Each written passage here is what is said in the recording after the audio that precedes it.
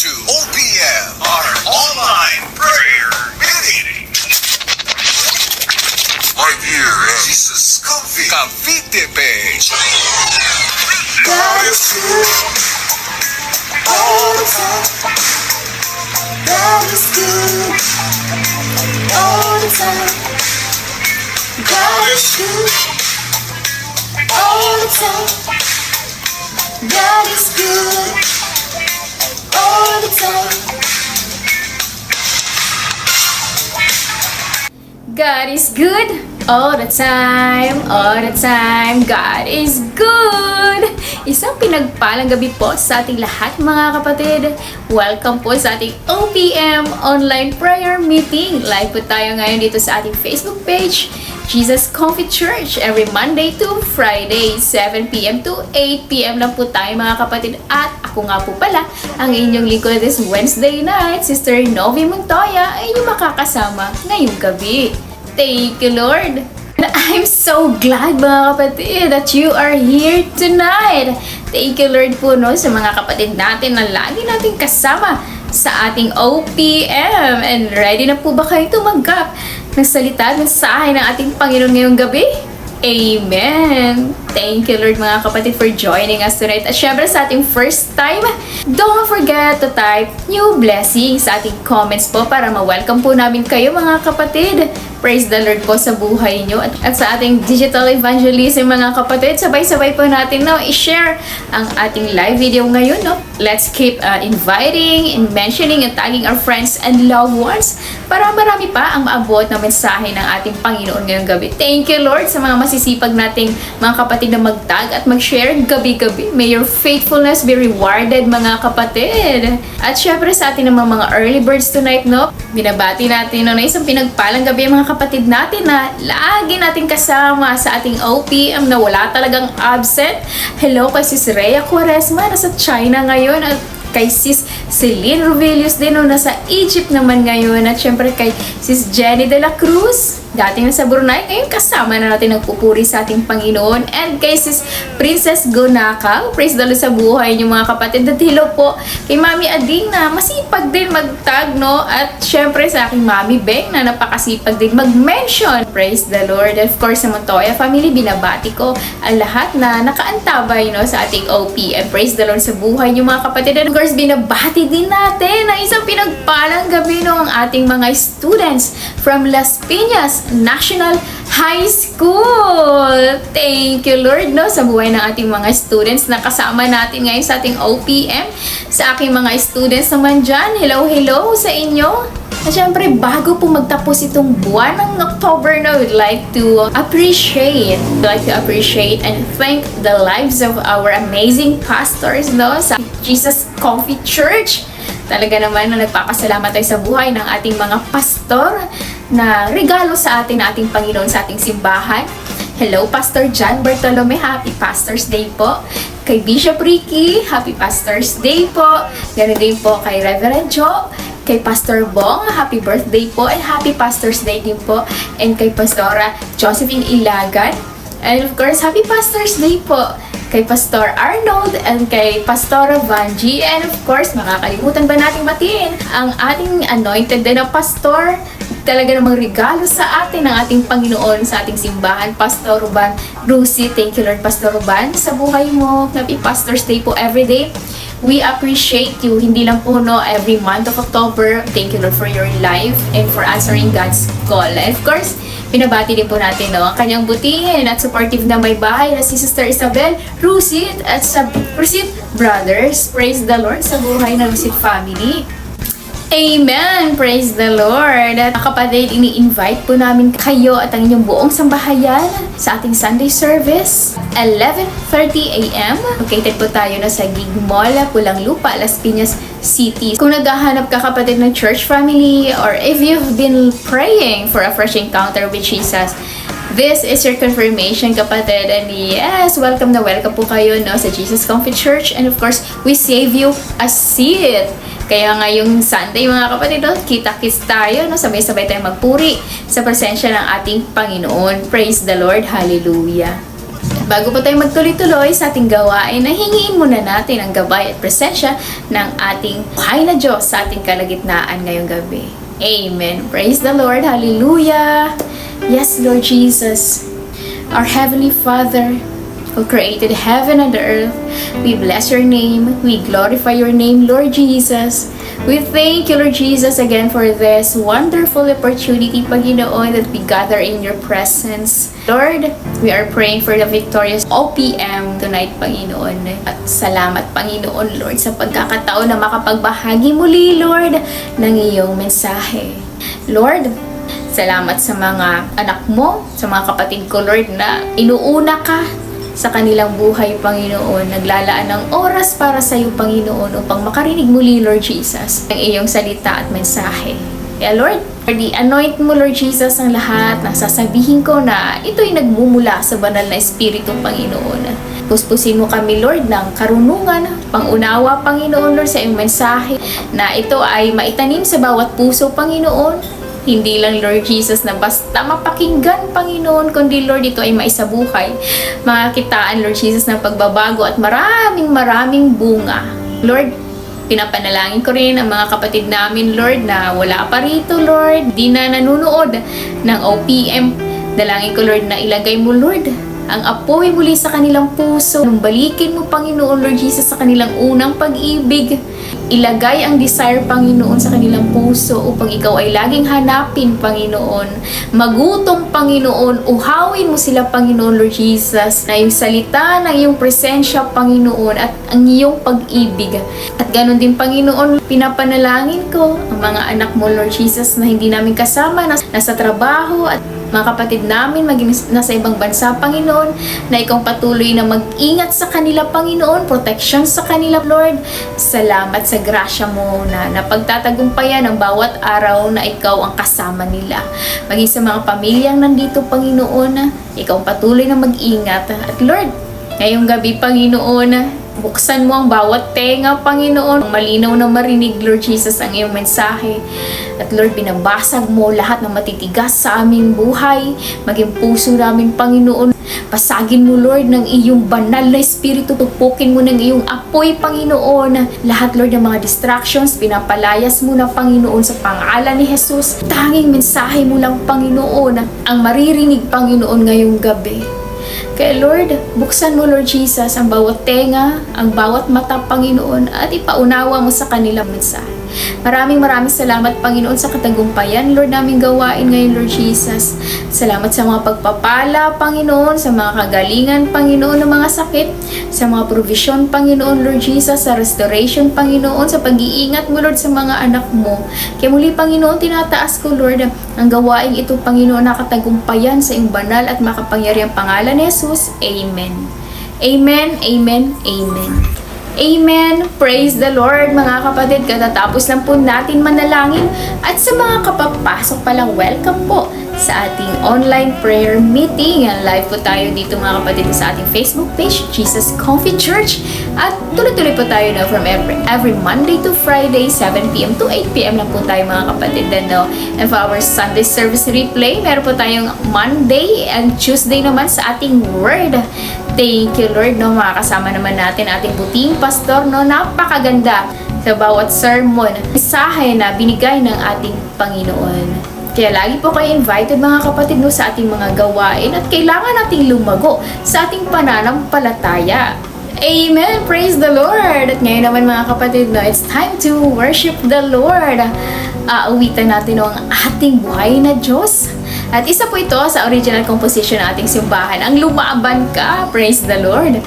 Thank you, Lord, sa buhay ng ating worship team na patuloy nagliliwanag, no, para sa ating Panginoon. And of course, maraming salamat din sa buhay ng ating media team na ilalagay po ang lyrics sa ating comment section para lahat po tayo ay makasabay sa ating awitin ngayon. Praise the Lord! Hallelujah! Tara, kapatid, sabayan niyo ako magpuri sa ating Panginoon. Amen! Lumaban ka! Lumaban ka sa pangalan ni Jesus. Lumaban ka sa pangalan ng Panginoon. Lumaban ka sa pangalan ni Jesus.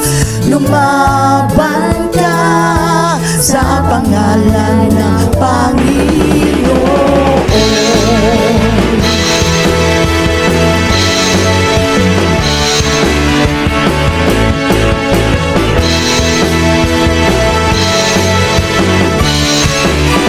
Hindi sa iyong lakas, hindi sa iyong kapangyarihan makakamit ang tagumpay.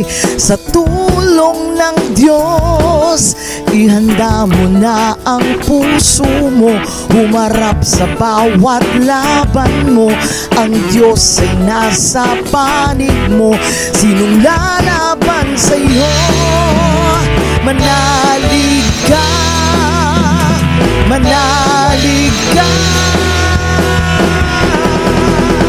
Lumaban ka sa pangalan ni Jesus. Lumaban ka sa pangalan ng Panginoon. Lumaban ka sa pangalan ni Jesus. Lumaban ka sa pangalan ng Panginoon.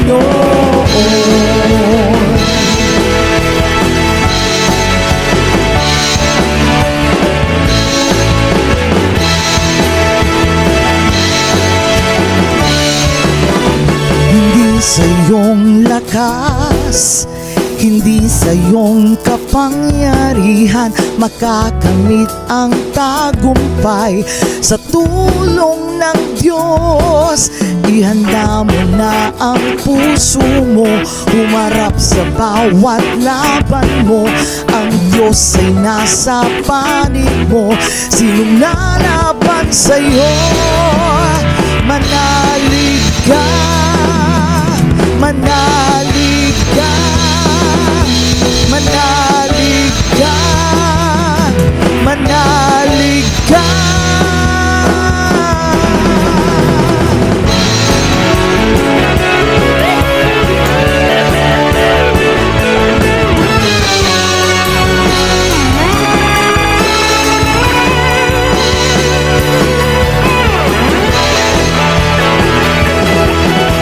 Lumaban ka sa pangalan ni Jesus. Lumaban ka sa pangalan ng Panginoon. Lumaban ka sa pangalan ni Jesus. Lumaban ka sa pangalan ng Panginoon. Lumaban ka sa pangalan ni Jesus. Lumaban ka sa pangalan ng Panginoon. Lumaban ka sa pangalan ni Jesus. Lumaban ka sa pangalan ng Panginoon.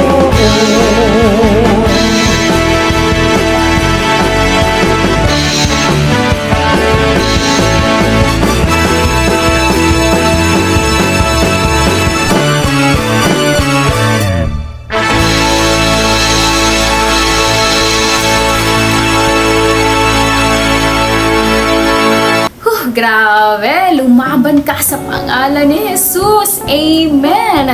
Napakasarap no na talagang magpuri sa ating Panginoon. Lumaban ka kapatid dahil ang tagumpay ay pinagkaloob na ng ating Panginoon, no? Hindi sa sarili nating lakas, hindi sa sarili nating kakayahan, kundi sa tulong ng ating Panginoon. Praise the Lord! Ang inawit po natin mga kapatid kanina, no? Original po yun. Composition ng ating simbahan, Jesus Comfy Church. Lumaban ka. Salamat Lord sa buhay ng ating worship team, no? At kung na-bless ka kapatid do sa inawit natin kanina, we invite you to check our YouTube channel. Nandun din no ating mga worship songs, sermon clips, ating full video ng bawat sermon natin. Nasa comment section po natin kapatid ang link ng ating YouTube channel. At please kapatid, kung may YouTube ka, pakisubscribe na po kapatid ang ating YouTube para lagi kang updated sa lahat ng mga uploads na talagang makakatulong sa spiritual growth mo. And meron din po tayong TikTok account na nasa comment section din po natin ang link, no? At syempre dito sa ating Facebook page kung saan po tayo live ngayon. Please follow and like niyo po mga kapatid para lagi din po kayo updated sa lahat na activities natin sa ating simbahan. Praise the Lord mga kapatid! At ngayon naman, magko-coffee break muna tayo!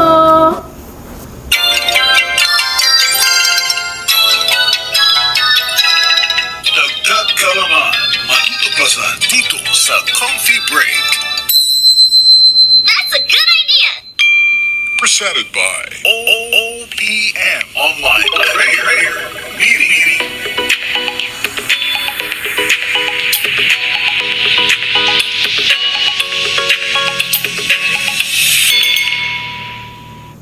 Amen! Praise the Lord!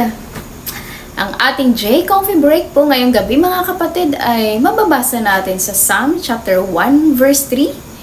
Psalm chapter 1 verse 3 at sabi dito, siya ay tulad ng punong kahoy na itinanim sa tabi ng batisan. Patuloy na namumunga sa takdang panahon at hindi nalalanta ang kanyang dahon. Anumang kanyang gawin ay nagiging matagumpay. Amen! Ito po yung kapatid, no, yung kasunod na verse nung nakaraan nating J Coffee Break, no, kung saan pinapakita ni David ang dalawang klase ng tao sa mundong ito, no, ang taong namumuhay sa kasamaan sa kadiliman at ang taong namumuhay na matuwid sa kalooban ng ating Panginoon ay kagalakan ang pagsunod sa kalooban ng Diyos. Mga kapatid, dito pinapakita ni David ang metaphor ng isang taong rooted sa presensya at salita ng Diyos. Ang taong patuloy na nagdi-delight sa salita ng ating Panginoon ay gaya siya ng punong itinanim sa tabi ng batisan. Laging sariwa, laging buhay at talaga namang namumunga, no, may bunga. Sabi rin nga sa Jeremiah chapter 17 verse 8, no, ang mga nagtitiwala sa Panginoon ay tulad ng punong itinanim sa tabi ng tubig na nag-uugat sa batis. Hindi ito natatakot kahit dumating ang init at patuloy na luntian ng dahon kahit tagtuyot ay walang pangamba at patuloy na namumunga. Amen! Ang tubig dito mga kapatid ay sumisimbolo sa salita ng Diyos, no? Word and Holy Spirit. Ang Word ang pinagmumulan ng lahat ng buhay. Kapag araw-araw tayong kumukuha ng nourishment mula sa Kanya, no, dito sa salita ng ating Panginoon, magiging matibay ang ugat ng ating pananampalataya. Hindi tayo madaling mabuwal o matumba kahit anumang bagyo, pagsubok man ang dumating, no, kahit lindol man, dahil ang ugat natin ay kay Kristo mismo. Kaya sabi ni David, diba, namumunga talaga sa takdang panahon. Hindi mo kailangan mangamba o madaliin ang proseso o ang bunga dahil tiyak na mamumunga ito. So, anong season mo man ngayon, huwag ka lang hihiwalay sa puno, no? At darating din ang tamang panahon, mga kapatid, no, ay patuloy tayong mamumunga ng sagana. At ang bungang ito ay hindi lang, no, blessing sa material na pagpapala, kundi higit sa lahat ito ay spiritual na bunga. Diba? Bunga ng banal espiritu, love, joy, peace, patience, kindness, goodness, faithfulness, gentleness, at self-control. Iyan talaga yung proof, yan talaga yung ebidensya, no, ng buhay na nakaugat sa Diyos. At sabi pa nga, diba, sa Psalm chapter 1 verse 3, hindi nalalanta ang mga dahon. Ibig sabihin, kahit gaano kainit man ang problema o katindi ng tagtuyot ng pagsubok, hindi nalalanta ang palalampalataya mo, kapatid. Bakit? Kasi ang source mo ay hindi ang mundo, kundi ang living water mismo na walang iba kundi ating Panginoong Jesucristo. Kaya kapatid, saan ka man nakatanim ngayon? Bloom where you planted. At kung gusto mo, kapatid, na maging fruitful, matatag at victorious, no? Itanim mo ang sarili mo sa presensya ng Diyos, sa Kanyang salita. Maging consistent ka sa word, sa prayer, sa devotion, diba? Sa pag-journal natin, sa ating fellowship, at yung ating relationship sa ating Panginoon, no? Kailangan lagi ding sariwa. Hindi naman na overnight na nakatanim ka doon, mamumunga ka agad. Ang punong may malalim na ugat, kahit anong bagyo yan, kapatid, hindi basta-basta matutumba yan. So, ganoon din sa atin, no? Ang taong ang puso ay nakaugat sa Diyos, tatag yan, mabunga. At talaga nagbibigay din siya ng lilim sa iba. Ikaw ikaw din ay magiging shade sa mga pagod, rest sa mga nangangailangan, at syempre, nagbibigay din ng pag-asa sa mga nawawala ng pag-asa. Kaya mga kapatid, no, be planted, be rooted, be fruitful. Dahil kapag si Lord, ang ugat ng buhay mo, lahat ng sanga mo ay namumunga ng sariwa at sagana. Namumunga ng kapayapaan, tagumpay, at kaluwalhatian para sa Diyos. Kaya kapatid, stay planted, stay fruitful, stay faithful. All for the glory of God. At yan po kapatid ang ating coffee break. That's a good idea. Presented by OOPM Online Prayer Meeting.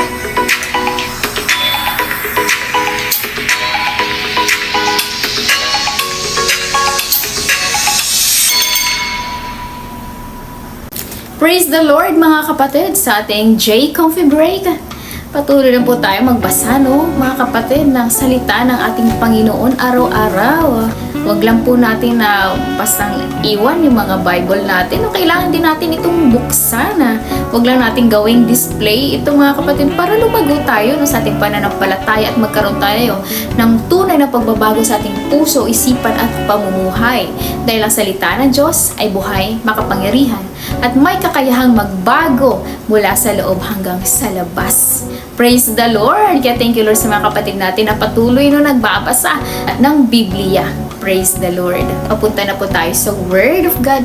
Pero bago po yan mga kapatid, ihanda po muna natin ang ating mga ballpen, ang ating OPM notebook, no? Or kahit may mga notes po tayo sa phone, no?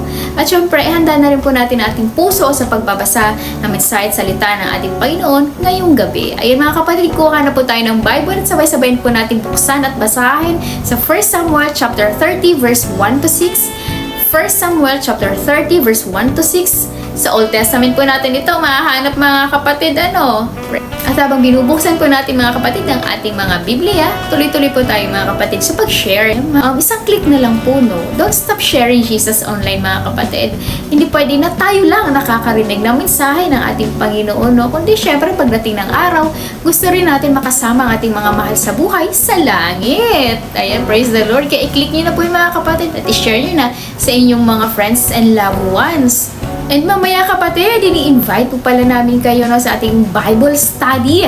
Every Wednesday po tayo mga kapatid, no, at 8:30 p.m. via Zoom po tayo, headed by our very own Pastor Ruban Rusit. Kaya mga kapatid, no, sayang, wag natin i-miss yung opportunity para tayo ay patuloy na lumago sa ating pananampalataya sa ating Panginoong Hesukristo.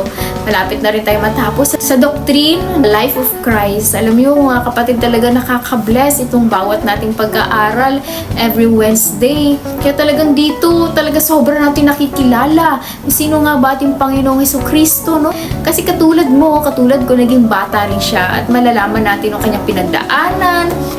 Hindi lang talaga sapat na sa pangalan lang natin kilala ang ating Panginoon. Kailangan din nating lumago sa pagkakilala sa Kanya, sa Kanyang salita, sa Kanyang buhay, at sa Kanyang katotohanan. Kaya mga kapatid, kita-kits tayo mamaya ha. Isang click na lang, makaka-join ka na. At pwede nang mabago ang buhay mo. Praise the Lord! Kami rin po ay taos puso ring nagpapasalamat sa buhay ng ating mga kingdom builders, no, sa ating mga tithers, talaga sa mga nagsusupport, mga pledgers, no, simbahan, sa gawain, no, sa ating Panginoon, no. Talaga naman sila yung mga buong puso, no, may kagalakan na nagbabalik at nagbibigay sa ating Panginoon. Tandaan natin mga kapatid na sobrang tapat si Lord, no, kapag nangako siya. So, ang bawat binhi ay tinatanim talaga natin sa kanyang kaharian, hindi yun nasasayang mga kapatid. Si Lord din magpapalago. At sa takdang panahon, tayo ay aani na masaganang pagpapala. Kaya mga kapatid, nasa comment section po natin, no, ang ating video at ang ating Gcash account para sa convenient na pagbibigay. Praise the Lord mga kapatid! Andyan ka na ba kapatid? Sa 1 Samuel chapter 30 verse 1 to 6. Kung nandyan ka na, sabay-sabay na nating basahin mga kapatid. Ang sabi dito, ikatlong araw na ng sina David ay nakabalik na sa Ziklag. Samantalang wala sila, lumusob ang mga Amalekita at sinunog ang buong bayan. Verse 2, wala silang pinatay isang man, ngunit biniyag nila ang mga babae, matanda at bata. And verse 3, nang dumating nga sina David, sunog na ang buong bayan at wala na ang kanilang mga asawa at mga anak. Verse 4, dahil dito, hindi nila mapigilan ang paghihinagpis, nagiiyakan sila hanggang sa mapagod sa kakaiyak. In verse 5, binihag din nila ang dalawang asawa ni David na sina Ahinoam at Abigail. Amen. Praise the Lord. Nalangin tayo mga kapatid. Yes, Lord Jesus. Lord, pinagpala mo na, Lord, yung salita mo ngayong gabi. Lahat na mapapakinggan, Panginoon, ay nanggagaling sa iyong banal na espiritu. Maraming salamat, Panginoon, sa mensahe mo ngayong gabi, Panginoon. Ito ay patuloy, Lord, na magbabago ng buhay sa aming puso, sa aming isipan, Panginoon. Hindi lang, Lord, sa panlabas, kundi sa panloob, Panginoon. Dahil ang iyong salita ay buhay at mabisa, Panginoon. Talagang, Lord, tagos ito sa aming puso at kaluluwa, Panginoon. Kaya lahat ng aming mapapakinggang mensahe ngayong gabi, Panginoon, hindi ito ay nagmumula sa salita ko, kundi Lord, ito ay nagmumula sa iyo. Mensahe mo ito, Panginoon, na nais mo, Lord, na ipaabot sa iyong mga anak. Kaya Lord Jesus, we claim victory, Lord. Patuloy mo, Lord, na i-anoint, Panginoon, na lahat na sasabihin ng iyong lingkod, Panginoon. Give us knowledge, wisdom, and understanding, Panginoon. Illuminate your word through us, Panginoon. Kaya Lord Jesus, we thank you, we glorify your name, Lord Jesus, sa katagumpay ng gawain ito, Panginoon. Patuloy ka, Lord, na mangusap, Panginoon, at makikinig kami. Sa pangalan ni Jesus, Amen. Amen. Amen. Amen. Praise the Lord, mga kapatid. Hallelujah. Napakabuti ng Diyos, no? Dahil ito, muli na naman tayong magkakasama ngayong gabi, mga kapatid, para mag-aral ng kanyang salita. Praise the Lord! So, last time, mga kapatid, no, pinag-usapan natin si Joshua, the successor of Moses, the courageous leader who led Israel into the promised land. At nakita natin kung paano siya naging instrumento talaga ng Diyos sa pagtupad ng kanyang mga pangako sa kanyang bayan, no, ang Israel. Talaga si Joshua, isang lalaking matatag sa kanyang pananampalataya, no? Matapang talaga sumusunod, no? Obedience, kanyang pagiging matapat sa laban hanggang dulo, magiging tapat sa Diyos. Truly a leader who conquered not by power, but by obedience. At ang kanyang weapon talaga ay Word of God. At ngayong gabi, mga kapatid, no, ay tuloy-tuloy tayo sa ating series na Great Men in the Bible. Ngayon naman, pag-usapan natin ang isa sa pinaka-kilala, no, talagang kilalang karakter sa buong Biblia. Siya ay walang iba kundi si David. Ayan. Pero bago ang lahat, mga kapatid, no, may tanong muna ako sa inyo. Sino ba dito ang naranasan ng maiwan sa bahay? O, sa mga estudyante naman dyan, no? Siguro naranasan nyo ng maiwan sa service. O di kaya sa lakad ng barkada. Yung bang sabay-sabay kayong nagplano ng mga barkada mo. May itinerary pa kayo tapos biglang nagka-misunderstanding. At nag-solo flight ka na lang. Para naman sa mga kids natin dyan. Ayan. Yung mga gustong sumama sa lakad lagi ni Mami, pero sabi ni Mami, matulog ka muna. Isama ka namin paggising mo. Pero paggising mo, wala na pala sila. Grabe, ang ganda ng promise ni Mami, no? Yung ending, hindi pala natupad.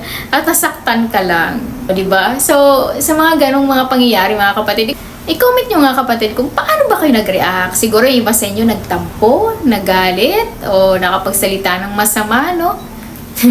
Bakit nyo nga ba natanong ito, kapatid? Kasi alam nyo ba na hindi lang pala ako o ikaw, no, ang naka-experience ng ganyan.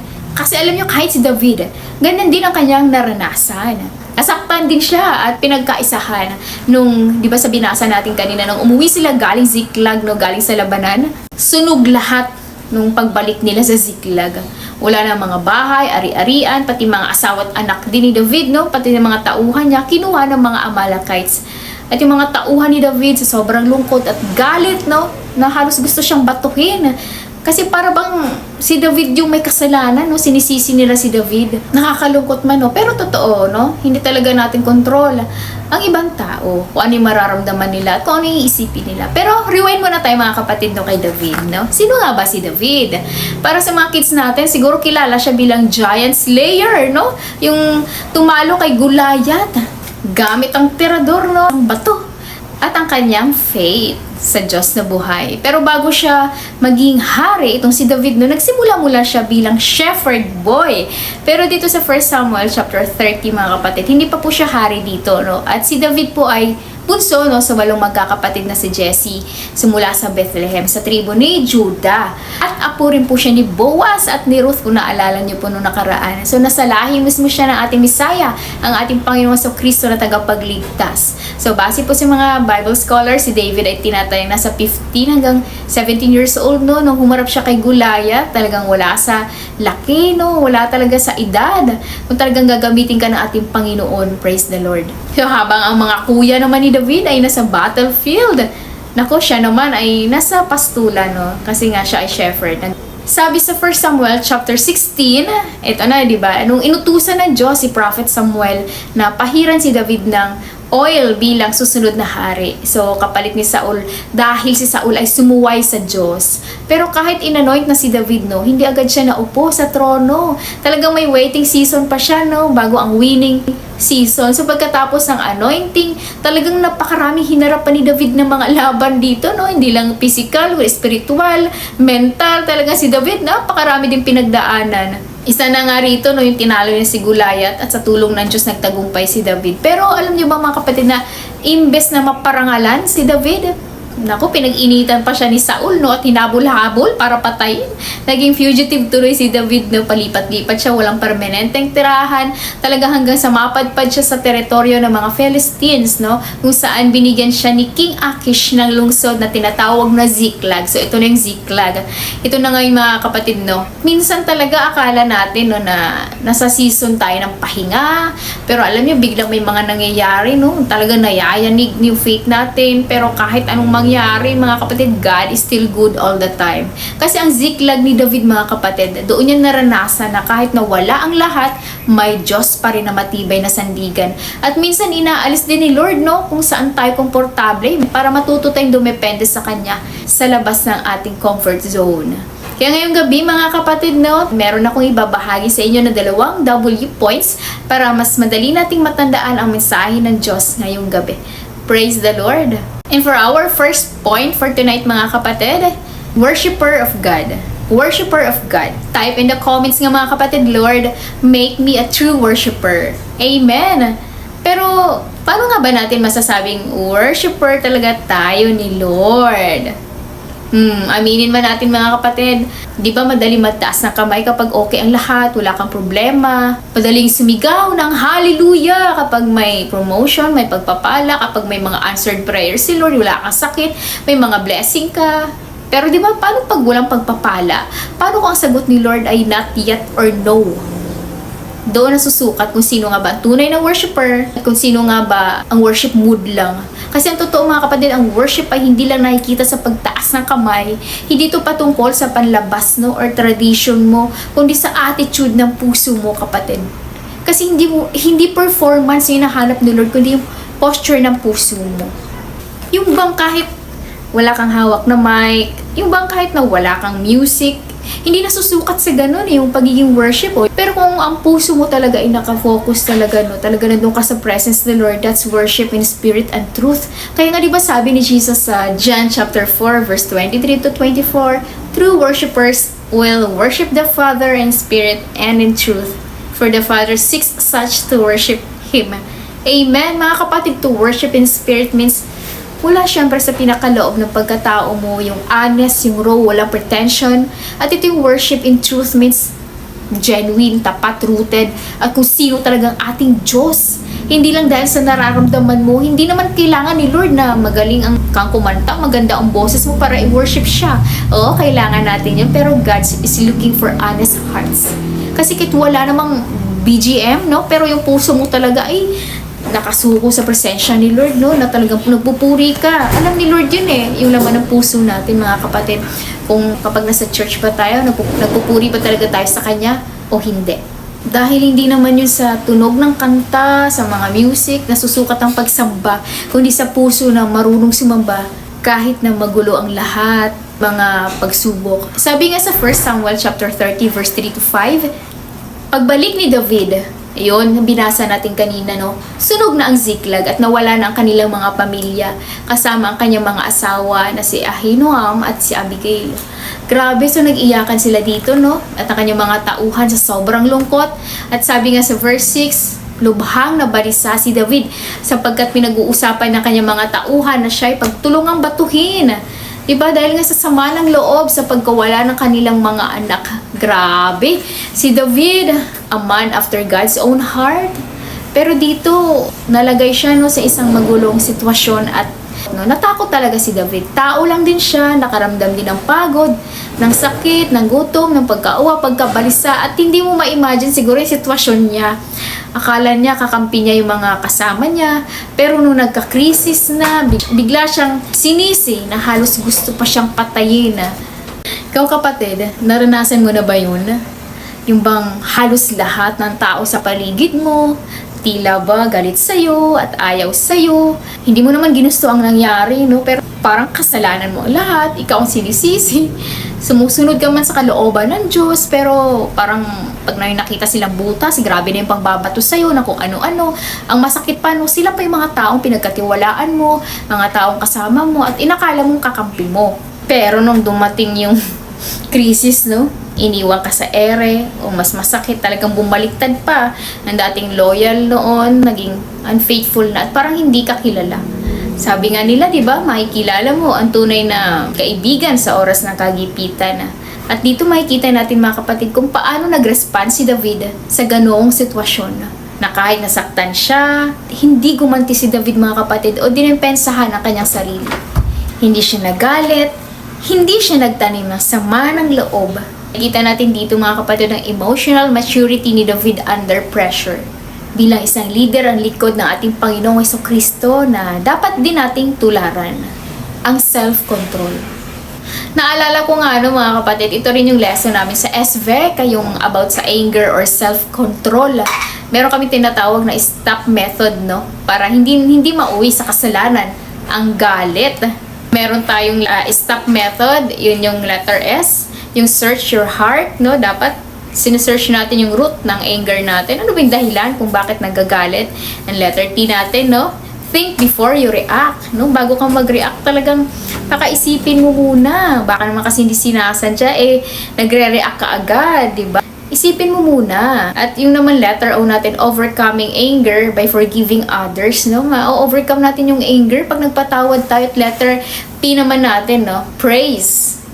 Be thankful sa ating Panginoon. Lagi tayong magkaroon ng pusong may gratitude, lagi magpasalamat sa ating Panginoon, no? Kasi kapag yun ang laman ng puso natin, no, parang wala na space yung galit sa puso natin. Pasalamat tayo kung anong meron sa atin, pinagkaloob na ating Panginoon, maging kontento tayo. Stop method po yun.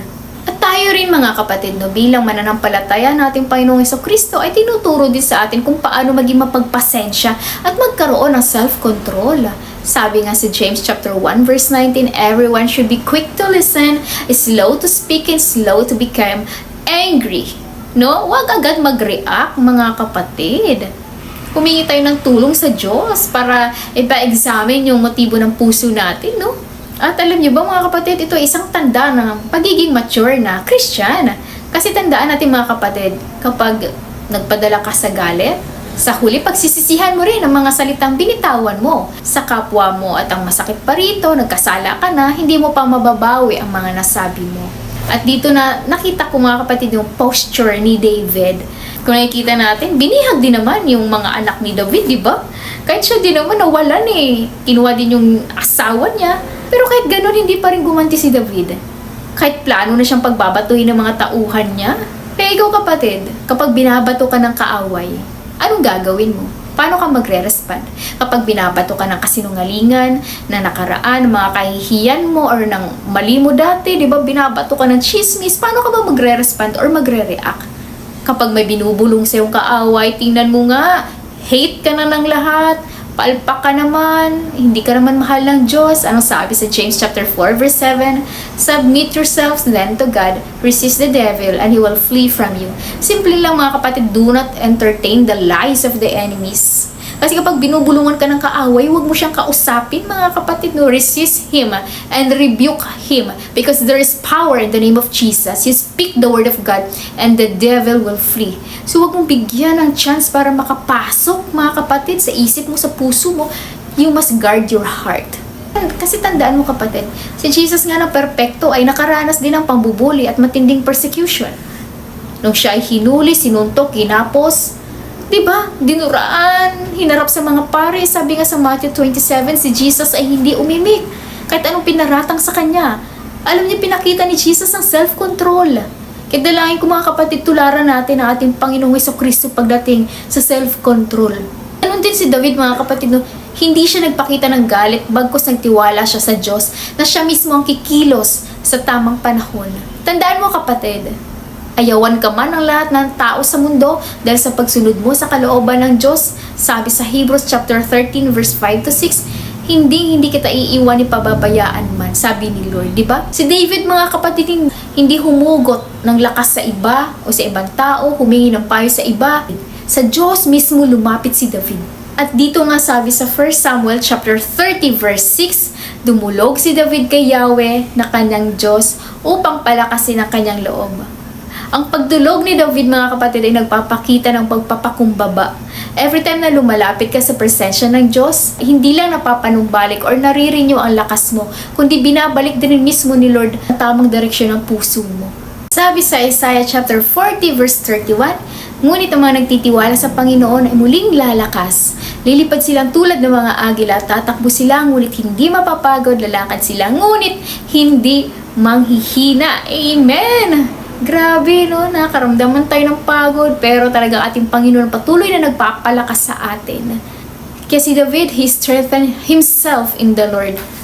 Kaya kapatid, kapag nangihina ka man, lumapit at magpupuri ka sa Diyos. Kapag may persecution man, may criticism man, tinalikuran ka man lahat ng tao, alalahanin mo na may isang tao ding namatay sa krus. Kahit nag-iisang tao ka man sa mundo, iaalay niya pa rin ang kanyang sarili para sa iyo. At yun ay walang iba kundi ating Panginoong Jesucristo. Kaya tandaan mo kapatid, kahit ikaw na lang mag-isang nakatayo, ipaglaban mo pa rin ang faith mo, kagaya din ni David, na nag-respond siya with kindness, patience, self-control at wisdom sa mga taong gusto siyang batuhin. Alam niyo, nakakatuwa kasi nasa kanya pa rin ang bunga ng banal na espiritu kahit sinusubok ng pasensya niya. Dahil ang puno na nakatayo sa batisan, dumaan man ang bagyo, hindi pa rin nalalaglag ang fruit of the Holy Spirit. Bakit? Kasi nakaangkla ang kanyang pananampalataya sa Diyos na buhay. Hindi sa sitwasyon, hindi sa tao. Kung may betrayal man or persecution sa buhay mo kapatid, paano ka magre-react? Gaganti ka ba? Magpaparinig ka ba sa social media? Hindi mo rin ba papansinin yung hindi namamansin sa'yo? At dito kapatid, masusukat ang maturity ng isang Kristiyano kapag pinili mo pa rin manahimik at magpatuloy sa paglilingkod sa Panginoon kahit masakit. Sabi nga sa Romans chapter 12 verse 19, di ba? Kapag may nakagawa sa atin, huwag tayo maghihigante. Mga minamahal, huwag kayo maghihigante. Ipaubayan niyo sa Diyos sapagkat nasusulat, akin ang paghihigante, ako ang gaganti. Kaya malinaw ang sinabi ng ating Panginoon, paubaya mo sa Diyos yan kapatid. Siya ang tunay na hustisya, hindi sa ating kamay ang hustisya. At tulad ni David, ang ugat ng relasyon niya ay nasa Diyos mismo. Kaya nakakapagpuri kahit anumang sitwasyon dahil hindi siya nagtitiwala sa tao. Ang papuri at sandigan ni David ay nasa Panginoon. At gaya din ni Jesus, hindi siya gumanti, di ba? Kahit mali ang paratang sa kanya. Hindi siya sumigaw. Hindi dahil hindi niya kaya pagtanggol ang sarili niya. Subalit nagtitiwala siya sa plano ng Ama. Kaya kahit wala kang naiintindihan sa ngayon kapatid, worship God anyway. Worship God in spirit and in truth. Worship God kahit magulang sitwasyon. Worship God in the valley. Worship God on the mountain. Worship God in the waiting. Worship God in the storm. Worship God in your weakness. And worship God in gratitude. Worship God in obedience. Worship God in every season.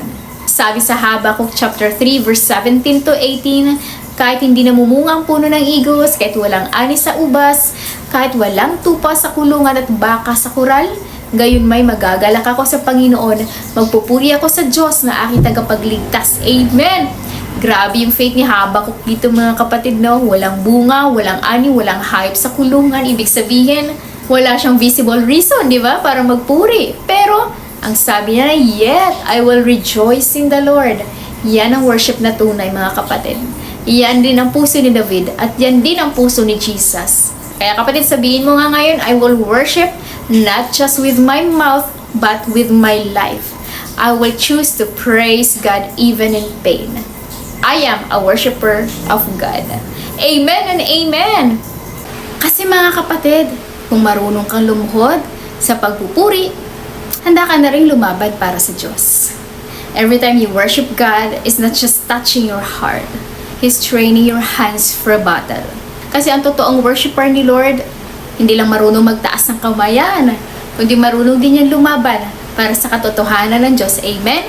Kaya ito na mga kapatid ng ating second point, second W point for tonight, warrior for God. Warrior for God. Type in the comments nga kapatid, Lord, I'm ready to be your warrior. Pero ano nga ba talaga ibig sabihin ng warrior? Sa mundo natin, iniisip natin ang warrior, yun ba yung may mga espada, may shield at ready na sa gyera? Pero bilang mga Kristiyano, iba ang battlefield natin mga kapatid. We are not fighting against flesh and blood. Ito ay laban ng pananampalataya, di ba? Sabi nga sa Ephesians chapter 6 verse 12, for our struggle is not against flesh and blood, but against the rulers, against the authorities, against the power of this dark world. And kaya napakahalaga na hindi na kailangan palaging ipaalala sa ating mga kapatid na isuot natin yung full armor of God. Ano-ano ba yung mga kapatid? Belt of truth, katotohanan na hindi ka madadaya ng kaaway, no breastplate of righteousness, shoes of the gospel of peace, diba? Shield of faith, helmet of salvation, the sword of the spirit, ang salita ng Diyos, diba? Na nagbibigay tagumpay sa bawat laban. Kaya dapat memorize din po natin yung mga kapatid, no? Dahil ang tunay na warrior for God ay hindi lang marunong lumaban kapag inaaway physically, kundi marunong siyang lumuhod sa harap ng Diyos. He fights not with sword, but with the word of God. With prayer, with obedience, di ba? Tingnan natin mga kapatid si David sa 1 Samuel chapter 30 verse 8. Sabi doon, nagtanong si David kay Yahweh, hahabulin po ba namin ang mga tulisang iyon? Mahuhuli ko po kaya sila? At sinagot siya ni Yahweh, sige habulin ninyo, maaabutan nyo sila at maililigtas nyo ang kanilang mga bihag. Wow! Amen! Bago sumugod si David, nagtanong muna siya sa Diyos. Hindi siya nagpadalos-dalos, hindi siya nagpadala sa emosyon niya. Ang unang hakbang niya ay nanalangin muna. Hindi siya nag-react base sa naramdaman niya. He inquired of the Lord. He inquired of the Lord. At ito ang isang marka na isang tunay na warrior ni Lord. He does not move without God's go signal because victory does not come from strategy. It comes from surrender. Ang tunay na warrior ng Diyos mga kapatid ay mapagkumbabano, disiplinado at marunong maghintay ng utos mula sa chief commander na si Yahweh mismo, ang Panginoon natin, Kristo. Tanong ko sa iyo kapatid, kapag ba may laban ka sa buhay mo, nagtatanong ka pa ba sa Diyos? Kapag may desisyon kang gagawin, pagdating sa negosyo, sa career, maging sa relationship, hinahanap mo pa ba ang mukha ng Panginoon o gumagawa ka na lang ng sarili mong plano? Sabi sa 1 Chronicles chapter 16 verse 11, look to the Lord and His strength. Seek His face always. Ito yung reminder mga kapatid sa bawat laban natin, we should always seek God's face. Madalas kapag pumalpak, si Lord pa ang sinisisi, hindi mo nga siya sinasama sa plano mo Sabi sa Proverbs chapter 3 verse 5 to 6, trust in the Lord with all your heart and lean not on your own understanding. In all your ways submit to Him and He will make your path straight. Malinaw mga kapatid na bago ka kumilos, magtiwala ka muna sa Diyos. Bago ka magdesisyon, magpasakop ka muna. Lahat ng gagawin natin dapat ini-inquire muna natin yan. Kumukonsulta muna tayo sa Diyos. Dahil kapag ang Diyos ang hari ng buhay mo, siya dapat ang masusunod. At kapag hinayaan mong kumilos ang Diyos mga kapatid, siya rin ang mag-aayos ng daan mo. Kaya ugaliin natin kumonsulta kapatid sa Diyos sa lahat ng plano natin. At kapag narinig mo ang sagot niya, sumunod ka agad. Kasi tandaan natin mga kapatid, delayed obedience is still disobedience. Naalala niyo ba mga kapatid si Saul sa 1 Samuel chapter 15? Nung binigyan siya ng malinaw na instruction ng Diyos, diba? Lipulin ang lahat ng mga Amalekites, walang ititira. Pero anong ginawa ni Saul? Naku, pinili niya pa rin ang gusto niya, Talagang hindi niya pinatay si Haring Agag. Sabi nga, lahat walang ititira. At kinuha niya pa yung magagandang hayop. Partial obedience disguised as sacrifice. Pero tandaan mo kapatid, ang gusto ni Lord total obedience, hindi selective compliance. Hindi yung pipiliin mo lang ang part mo na convenient para sa'yo. Kaya nga tinakwil si Saul bilang hari kasi nag-disobey siya. At ganoon din mga kapatid minsan sa atin, no? Nakikinig ka ng sermon, nagbabasa ng Bible, pero hindi naman sinasabuhay, half measures lang.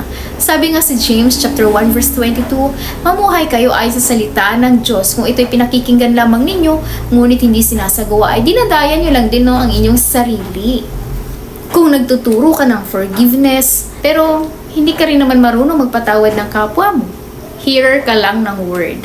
Kung nagtuturo ka lang ng tithings, pero hindi ka naman nagbabalik unang-una kay Lord ng bahagi mo, hearer ka lang ng word.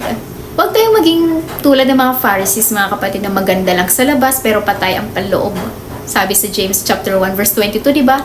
Don't just know the word, live the word. Kasi wala namang part-time na faith eh. Walang choose your own verse Christianity. Walang ganun, mga kapatid. Dahil kung totoong tupa ka ng Diyos, nakikinig at sumusunod ka sa pastol, amen ba? Type mga sa comments, mga kapatid, tupa ako ng Diyos, hindi ako kambing. Kasi ang totoong tupa ng Diyos ay obedient, di ba? Humble at submissive. Surrender siya, no? Nakikinig siya, gumagawa siya. Hindi matigas ang ulo. Kasi mga kapatid, kapag paulit-ulit mong sinusuway si Lord, kahit narinig mo na siya, unti-unting maninigas ang puso mo. Hanggang sa hindi mo na marinig ang tinig niya kasi kalos na ang puso mo. Hindi dahil tumigil siya magsalita, kundi dahil tumigil ka nang makinig sa kanya. Yan ang nangyari kay Haring Saul, mga kapatid. Dahil sa paulit-ulit na disobedience niya sa Panginoon, tumigil na si Yahweh no, na makipag-usap sa kanya. At nawala na rin sa kanya ang banal na espiritu. At sa sobrang desperado nga niya, no, nagpatawag pa si Saul ng espiritista para kausapin si Propeta Samuel. And that time, patay na si Samuel si Prophet Samuel. Grabe yun, mga kapatid, no? Imbis na lumapit siya sa Diyos, itong si Saul, lumapit siya sa kadiliman. Kaya paalala ngayong panahon na to, mga kapatid, no? Lalo na ngayon na ilang araw na lang at araw na ng mga patay. Alright? Wala namang masama, mga kapatid, sa pag-alaala sa mga yumao nating mahal sa buhay. Pwede naman tayong dumalaw sa sementeryo, maglinis ng puntod, pero wag na po tayong gumaya pa, mga kapatid, sa mundo. Yung nagko-costume ng mga multo, yung mga may mga sungay, yung nakakatakot na nila lang for fun. Mga kapatid, tandaan natin, hindi cute ang darkness. Hindi entertainment ang evil. It opens doors in the spirit. Kapag sinasabayan natin ang kultura ng mundong ito, minsan di natin alam, mamalayan, inaanyayahan na pala natin ang mga espiritong hindi mula sa Diyos. Sabi nga sa Ephesians chapter 5 verse 11, have nothing to do with the fruitless deeds of darkness, but rather expose them.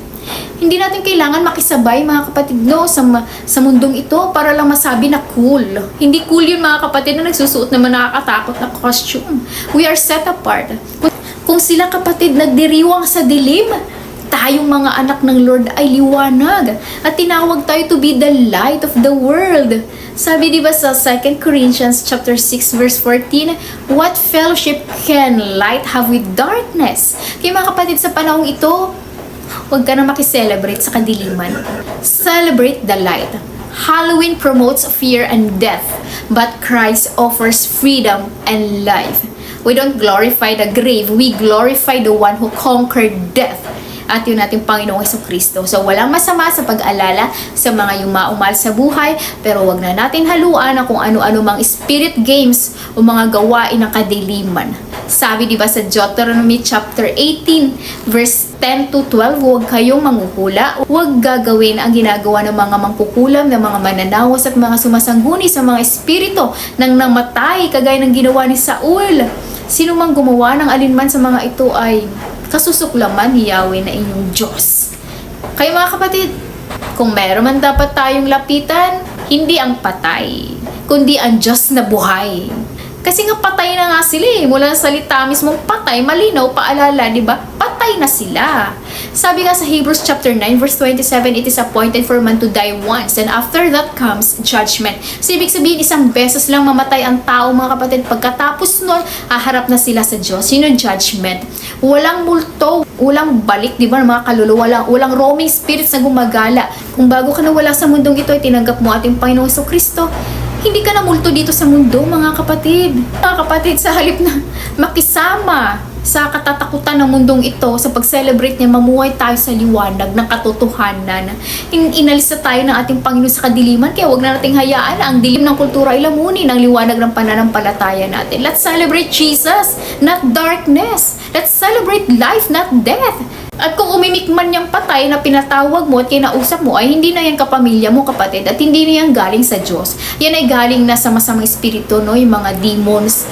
Yan ay magaling sila mag-pretend. Kaya mga kapatid, tandaan natin na kung matigas ang ulo natin, kagaya ni Saul, naku, minsan may mga pagpapalo si Lord at dinidisiplina din talaga ng kanyang mga anak. Hindi dahil galit si Lord, kundi dahil mahal niya tayo sa mga taong tumanggap sa Panginoon, di ba? Sabi nga niya sa Hebrews chapter 12 verse 5 to 6, anak ko, huwag mong baliwalain ang pagtutuwid ng Panginoon. Dinidisiplina ng Panginoon ang mga minamahal niya. Kaya balik tayo mga kapatid no, sa kwento ni David, siya ay naging doer of word. Pagkatapos marinig ang utos ng Diyos, agad siyang kumilos. Di ba? Hinabol ni David no, ang mga Amalekita kasama ang 600 niyang tauhan hanggang sa batis ng Bezor. So sabi sa 1 Samuel chapter 30 verse 17 to 20, nilusob nila ang mga Amalekites, nabawi nila lahat ng sinamsam ng kaaway kasama ang kanilang asawa, dalawang asawa ni David, at lahat ng kanilang ari-arian. Ang obedience na may kalakip na blessings. May restoration at may release ng victory. Si David, nung sumunod siya agad kay Lord, hindi lang niya nabawi ang nawala. Masigit pa ang binalik ng Diyos sa kanya. Amen! Tunay nga, no, ang tagumpay ay galing sa Panginoon, hindi sa sariling lakas, kundi sa total obedience. Tandaan mo kapatid, ang tunay na warrior ni Lord ay hindi lumalaban sa physical, kundi sa spiritual. Hindi ka warrior dahil matapang ka sa mundo, warrior ka sa kingdom ni Lord kung lumalaban ka sa panalangin, sa pananampalataya at sa pagsunod sa Kanya, kahit walang nakakakita. At katulad ni David mga kapatid, no, bago siya kumilos, nag-inquire muna siya kay Lord. Hindi siya padalos-dalos kasi alam niyang ang totoong tagumpay ay hindi galing sa lakas niya, kundi sa direksyon talaga ng ating Panginoon at guidance. Pero minsan naman mga kapatid, no, hindi agad sumasagot si Lord. Kasi baka gusto niyang hubugin ang puso mo, gawin kang humble, marunong ka magtiwala, maghintay sa kanyang perfect time, at gusto niya na sumunod ka. At walang sagot. Kapag sumagot naman si Lord, laging malinaw yung kapatid, no? Yes. Kapag ayon sa kanyang kalooban, no naman. Kasi minsan, pinoprotektahan tayo ng ating Panginoon sa mga bagay na akala natin ay para sa atin at maganda, pero yung pala hindi nakakabuti para sa atin. At wait, no? Dahil may hinahanda pang maganda ang ating Panginoon sa kanyang perfect time, mga ikaw mismo ang hinahanda niya. Kaya kung tila tahimik si Lord, no, ako, huwag kang bibitaw kapatid. Patuloy ka pa rin manalangin, di ba? Patuloy kang mag-seek sa kanya. Sabi nga sa Matthew chapter 7 verse 7, ask and it will be given to you, seek and you will find, knock and the door will be open to you. Kasi kapatid, hindi naman siya tahimik, no, si Lord. Naririnig niya lahat at hindi bingi ang ating Panginoon. Minsan gusto nilang talaga, no, tingnan ka kung gaano ka katapat sa paghihintay, kung hanggang saan ka maniniwala kahit wala ka pang nakikitang resulta o wala kang naririnig sa Kanya. Kaya reminder sa atin mga kapatid, no, before we fight, we seek God's face. Before we move, we listen. Before we act, we ask. That's how a true warrior of God moves. Hindi sa bilis, no, kundi talaga sa obedience, sa salita ng ating Panginoon. Because the anointing does not flow on emotion. It flows on submission. Ang warrior ni Lord, mga kapatid, ay marunong yumako sa Diyos. Kaya lagi siyang inaangat ng ating Panginoon sa tagumpay. Lahat ng desisyon, lahat ng laban, ng plano sa buhay, dapat ito'y nakaayon sa kalooban ng Diyos. Kumonsulta tayo mga kapatid, no? Makinig tayo at lumaban sa katotohanan. Kaya dalangin ko mga kapatid na kagaya ni David, maging worshiper din tayo, maging warrior din tayo para sa Diyos. Kaya nga siya tinawag na a man after God's own heart. At talaga sa pambihirang pananampalataya ni David sa ating Panginoon. Sumamba siya kahit sa gitna ng labanan. May worship fuels your spirit. Obedience powers your fight. Worshippers become warriors. Warriors become conquerors. At ang tagumpay, hindi galing sa sarili nating lakas, no?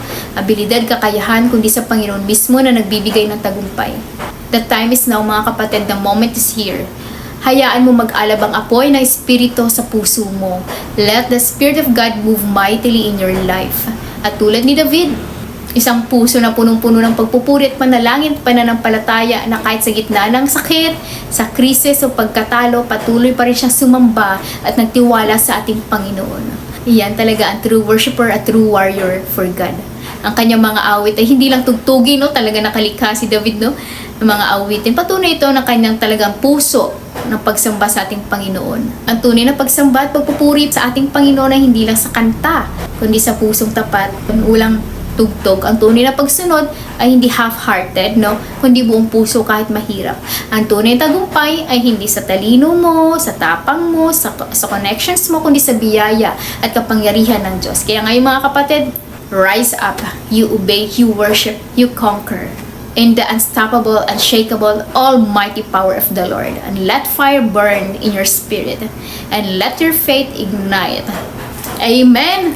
Kaya naman mga kapatid, kung si David ay tinawag na a man after God's own heart dahil sa kanyang pusong nag-worship talaga, no, at pagiging warrior for God, si Jesus naman ang ultimate example na isang pusong ganap na kinalulugdan ng Ama. Siya ang perfect worshiper at warrior, ang kaisa-isang anak na sumamba hindi lang sa ginhawa, pati sa gitna ng hirap mula pagkabata hanggang sa krus. Consistent ang pagsunod niya sa Diyos Ama. The Garden of Gethsemane, nakita natin ang pinaka-pure na anyo ng worship ni Jesus. Sabi niya, Father, if you can take this cup away from me, yet not my will, but yours be done. Grabe yun mga kapatid, no? Habang pinagpapawisan siya ng dugo, pinili pa rin ni Jesus ang kalooban ng Diyos kaysa kanyang kaginhawaan. Si Jesus lumaban hindi gamit ang espada, kundi gamit ang salita, panalangin at katotohanan. Nilabanan niya ang tukso, kasalanan at kamatayan sa krus. At doon sa krus, tinapos niya lahat ng kapangyarihan ng kadiliman. At nang siya'y muling nabuhay sa 3 araw, tinapos niya hindi lang ang laban, kundi maging ang kamatayan. Binuksan din niya ang daan para sa atin, para maging more than conquerors tayo sa ating spiritual battles. Kaya kung si David ay tinawag na a man after God's own heart, si Jesus naman ang mismong puso ng Diyos na ipinakita sa atin. Siya ang perfect worshiper na laging nakatingin sa Ama at ang victorious warrior na lumalaban hanggang sa huling hininga. Kaya mga kapatid, si Jesus ang perfect, ang ating modelo ng totoong worship at totoong warfare. Kaya kung gusto mong maranasan ngayong gabi mga kapatid ang presensya ng Diyos at kung gusto mong lumaban kasama ang Diyos, hindi sa sariling lakas, kundi sa Spirit, itaas mo mga kapatid ang 2 kamay mo at sabihin mo, Lord, make me a worshiper and a warrior like you. At ngayong gabi mga kapatid, kung ikaw to na hindi pa naisuko ang sarili, nahihirapang sumunod sa Diyos, ayaw magpasakop sa kalooban, ayaw tumawag sa Diyos, ayaw hanapin ang mukha ng Panginoon, ito na ang tamang pagkakataon para isuko natin lahat sa harapan niya at tanggapin natin siya bilang Panginoon at tagapagligtas. Kaya sa mga oras ito mga kapatid, yuko natin ating mga ulo, itaas natin ating mga kamay at ipikit natin ang ating mga mata. Tatanggapin natin ating Panginoon, ibuka ang inyong mga bibig. Panginoong Jesus, kailangan kita sa buhay ko. Panginoon, tulungan mo akong magpasakop sa iyo at hanapin ang iyong mukha. Lord, inaamin ko po na ako'y isang makasalanan. Sa mga oras na ito, Lord, binubuksan ko ang aking puso at tinatanggap kita sa aking buhay bilang Panginoon at tagapagligtas. Maraming salamat, Panginoon, sa pagpapatawad at sa buhay na walang hanggan. Sa pangalan ni Jesus, Amen. Amen, Amen, Amen. Hallelujah. Thank you, Lord Jesus. Kung sumabay ka sa ating prayer na mula sa puso, kung tinanggap mo si Jesus sa iyong buhay bilang Panginoon at tagapagligtas, congratulations. Sulat na ang buong pangalan mo sa aklat ng buhay sa langit. Okay, Lord, mga kapatid, in 5 minutes matatapos na tayo.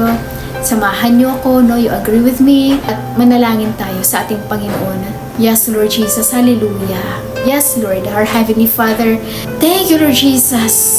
We give you honor, glory, and praise, Panginoon. Salamat, Panginoon, sa mensahe mo ngayong gabi, Lord. Tunay nga nakaka-bless, Lord, ang mga salita mo. Katulad nga ito, Panginoon, ng isang apoy na tumupok sa bawat puso. Nabuksan yung mga isipan, spiritual eyes, spiritual ears, Panginoon, at maging ang aming mga puso, Panginoon. Dalangin ko, Lord, ang mga napakinggan ngayong gabi na yung salita ay patuloy na maitanim sa puso, Panginoon. Hindi lang basta mapakinggan, kundi ito, Lord, ay magkaroon ng transformation, magkaroon, Lord, ng pagbabago at maraming bunga. Maraming salamat, Panginoon, sa kwento, Lord, ni David, Lord. Talagang tunay na he's a man after God's own heart. Dalangin namin, Panginoon, na kami, Lord, ay maging kalugod-lugod din, Lord, sa iyong paningin. Maraming salamat, Panginoon, sa pagpapatawad mo sa aming kasalanan kahit kami paulit-ulit na nagkakasala. Kaya, Lord, sa mga oras na ito, tinataas ko aking mga kapatid, Lord, may mga pinagdadaanan, mga hindi nakakatulog sa gabi, Lord, may mga anxiety, may mga depression, Panginoon, in Jesus' name. There is power in the name of Jesus. Sabi niyo nga po, Lord, we speak life, Panginoon. We speak blessing, Panginoon. We speak your word, Panginoon, because there is healing in the name of Jesus. Pinapalayas mo na, Panginoon, lahat, Lord, ng mga nagpapahirap sa mga kapatid ko.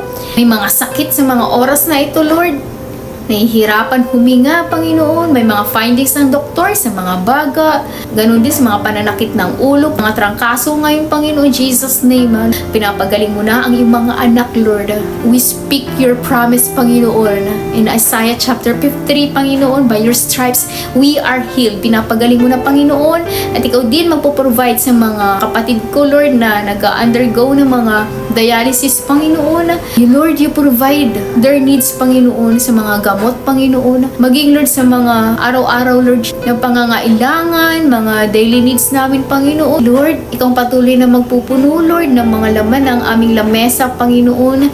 Ganon din sa mga bayaran sa bills, Panginoon, in Jesus' name. You are our Jehovah Jireh. Buhat sa hindi maubos-ubos, Lord, na kayamanan sa langit, Lord, ay ibubuhos mo rin sa amin, Panginoon, Lord, itong mga pagpapalang ito. Kaya, Lord, alisin mo sa isipan namin ang mga pag-aalala, Lord, sa mga bayaran namin monthly, Panginoon. Palitan mo ito, Lord, ng kapayapaan, Lord, sa aming puso, Panginoon. Tulungan mo pa kami na magtiwala sa iyo, Panginoon. At Lord, help us, Lord, to seek you daily, Panginoon, Lord Jesus, through our devotion, Panginoon, sa aming prayer time, Panginoon, Lord Jesus, sa aming journal, Panginoon, Lord, na patuloy kang mangusap sa amin, patuloy kami makikinig sa iyo. Lord, maraming salamat. Tinataas ko rin, Lord, ang mga gawa ng kamay ng mga anak mo na patuloy nagbibigay sa iyong kaharian, Lord, na patuloy mo silang i-bless, Panginoon. Siksik, liglig at nag-uumapaw pa, Panginoon, Lord Jesus, na maging testimony sila na iyong kabutihan. Salamat, Panginoon, sa mga binibigay mo sa amin. Wala kami maibibigay kung wala ka rin naman, Lord, na may ibigay sa amin. Kaya, Lord, nararapat lamang na ibalik namin sa iyong, Panginoon, Lord Jesus, lahat, Lord, ng papuri at pagsamba, Panginoon. Maibalik, Lord, ang nararapat sa iyong tahanan. At Lord Jesus, patuloy mo, Lord, na pagalingin ng mga anak mo. I-provide mo, Lord, mga pangangailangan araw-araw, Panginoon. Tulungan mo rin kami, Lord, na maging tapat sa aming paglilingkod sa iyo hanggang dulo. Tulungan mo kami, Lord, na maging worshiper, Panginoon, at maging warrior, Panginoon, in your kingdom. Kaya, Lord, maraming salamat, Lord. Ngayong gabi ay muli kaming na-refresh, Panginoon. Hindi mo kami iniiwan, Panginoon. You are Jehovah Shammah. Lagi ka namin kasama sa lahat ng laban ng buhay namin. Kaya muli, Panginoon, tinataas din namin sa iyo ang aming santuario na ikaw patuloy, Lord, na magpapadala, Lord Jesus, ng mga pangangailangan pa namin, Panginoon, para matapos na, para marami pa, Lord Jesus, na magkaroon, Lord Jesus, salvation, Panginoon, at madalang kaluluwa. Maraming salamat sa gabing ito, Panginoon, sa bawat isang nandito, Panginoon. You continue to bless them, Panginoon. At Lord, thank you, Lord Jesus, for redeeming us, Panginoon. Tulungan mo kami na maging ilaw, Panginoon, maging asin at ilaw sa mundong ito, maging liwanag sa kadiliman ng mundong ito. Kaya sa pagtulog namin ngayong gabi, bigyan mo kami ng kapayapaan, Panginoon, kapahingahan na nagmumula sa iyo. Muli, Panginoon, tinataas ko lahat ng ito. Papurit pagsamba sa iyong banal at makapangyarihang pangalan ni Jesus. Amen. Amen. Amen. Amen. Praise the Lord, mga kapatid. No? Thank you, Lord, for joining us tonight. No? Sa mga nakasama natin sa ating OPM, maraming salamat, mga kapatid. Tanggapin nyo na ang pagpapala ng ating Panginoon. Speak life, speak the word, mga kapatid. Tunay na buhay at mabisa ang salita ng ating Panginoon. Kaya thank you, Lord, for joining again tonight, mga kapatid. At ini-invite ko po pala kayo, no, sa ating Sunday service at 11:30 a.m. Gig mall ko tayo, mga kapatid, no, Pulang Lupa, Las Piñas City. At mga kapatid, ako nga pala ang inyong lingkod this Wednesday na, Sister Novi Montoya. At kanina kung sumabay ka sa ating prayer, no? Tinanggap ang ating Panginoon bilang tagapagligtas, ay congratulations, meron ka ng buhay na walang hanggan. And mga kapatid, let's declare, sabay-sabay tayo, no? I am a child of the Most High God. I am blessed. I am full of wisdom, full of power, full of potential. I can do all things. I will overcome. I have a great destiny in Christ. I believe it. I receive it. In Jesus' name we pray.